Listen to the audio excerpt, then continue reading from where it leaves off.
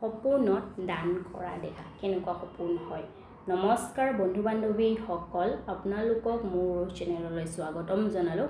বন্ধু বান্ধৱীসকল, আজিৰ এই সপোনৰ ভিডিঅ'টিত আমি জানিম সপোনত দান কৰা দেখা কেনেকুৱা সপোন হয়, অৰ্থাৎ ভালনে বেয়া, শুভনে অশুভ, সকাৰাত্মক নে নকাৰাত্মক বা কি কথাৰ সূচক হয় তাৰে বিষয়ে আজি আমি এই ভিডিঅ'টিত জানিম। ঠিক আছে বন্ধু বান্ধৱীসকল, সপোনত দান কৰা দেখা অৰ্থ জনাৰ আগতে যদি আপোনালোকে মোৰ চেনেললৈ নতুন হয় তেন্তে মোৰ চেনেলটো ছাবস্ক্ৰাইব কৰি তাৰে ওচৰত থকা নটিফিকেশ্যনৰ বেলখন প্ৰেছ কৰি অল কৰি থৈ দিব, যাতে মই আগলৈ এনেকুৱা সপোনৰ বিষয়ে ভিডিঅ' আনিলে আপোনালোকে প্ৰথমতে নটিফিকেশ্যন পাই যায়। আৰু যদি আপোনালোকক মোৰ এই ভিডিঅ'টি ভাল লাগে তেন্তে এটা লাইক কৰিব, লগতে বন্ধুবৰ্গলৈ শ্বেয়াৰ কৰিব।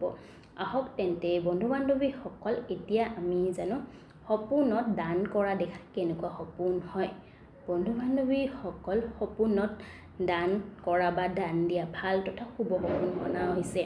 স্বপ্নজ্যোতিষ শাস্ত্ৰ অনুসাৰে এই সপোন যদি কোনোবা মহিলা বা পুৰুষে দেখে তেন্তে এই সপোনে এইটোৱে সংকেত কৰে যে তেওঁৰ জীৱনত যিবোৰ সমস্যা আছে সেই সমস্যাবোৰ সমাধান হ'ব, লগতে তেওঁৰ জীৱনলৈ সুখ সমৃদ্ধি আহিব, লগতে তেওঁৰ সমাজত মান সন্মান বৃদ্ধি হ'ব।